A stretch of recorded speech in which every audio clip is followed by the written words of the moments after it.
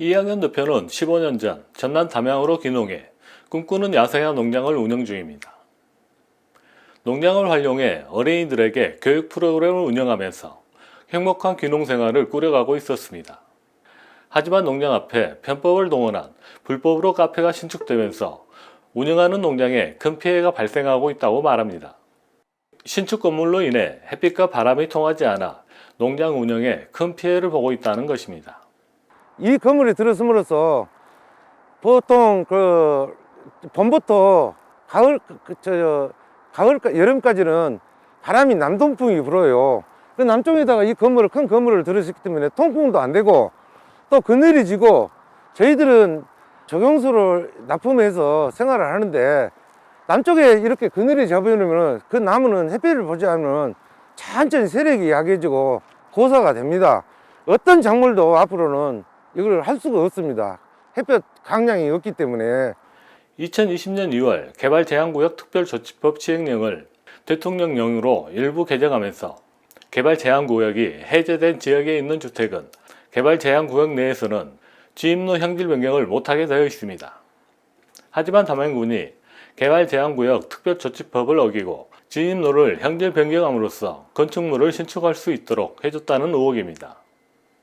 2020년도에 특별법 개정이 된 줄 아는데 이걸 불법으로 해서 편법으로 해서도 굉장히 좀 상처가 깊은데 불법으로까지 해서 이 건축을 지었던 거는 진짜로 참 용서가 안 됩니다. 담양군 대전면 추성일로 425-9 카페 건축을 위한 공사가 한창입니다. 지임로 포장은 끝나 있습니다. 이곳은 지난해까지만 하더라도 진입이 불가능한 맹지로 이루어진 일반 주거 지역이었습니다. 카페 주인은 2021년 1월 맹지인 일반 주거 지역에 건축 허가를 신청했습니다. 하지만 허가는 나지 않았습니다. 지임로가 없어 허가를 받을 수 없었기 때문입니다. 카페 주인은 개발제한구역의 토지에 농사를 짓겠다며 일반 주거지역 앞까지 사도 개설 허가를 신청해서 허가를 받아냅니다.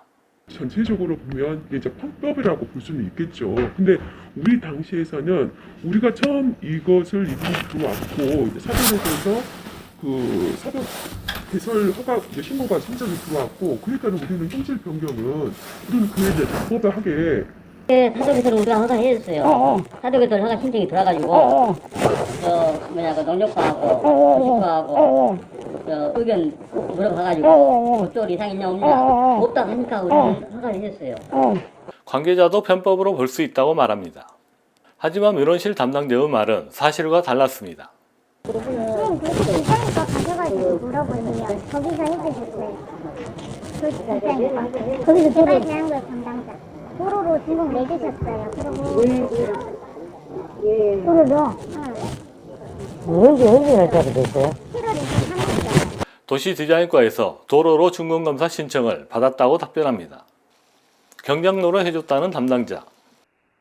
경장로로 해가지고 저희 쪽에서 이제 형질 변경 협의 나간 거고요.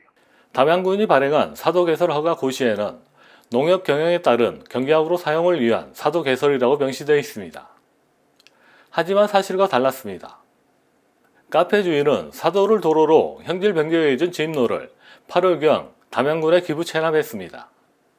형질 변경이랑 지목 변경까지 다 이루어진 거를 저희들이 도로 목적만 보고 그걸 받은 거죠. 그러니까 형질 변경이 그 전에 됐다는 거죠, 그러면? 그렇죠. 이제 그 인허가부서에서 다 그거는 다 정리하는 거죠. 허가 정식 허가를 받고 예를 들어서 그래서 이제 지목이 도로로 다 바뀌었을 것이고. 사도를 기부 체납받은 후 9월경 건축 허가가 떨어집니다. 사도 고시 됐고, 예. 그다음에 담양 군소유의 사도 고시된 도로를 확인했고, 예. 그래서 그걸로 인허가를 나갔었죠. 개발제한구역이 해제된 주택은 지임로 형질 변경을 하지 못하도록 2020년에 특별조치법이 시행되었습니다. 하지만 담양군은 특별조치법을 어기고 지임로 형질 변경을 허가했습니다. 군은 또한 특별조치법을 알면서도 형질 변경을 해줬습니다. 대통령령으로 시행한 특별조치법이 무색해합니다. 뉴스픽처 이종혜입니다.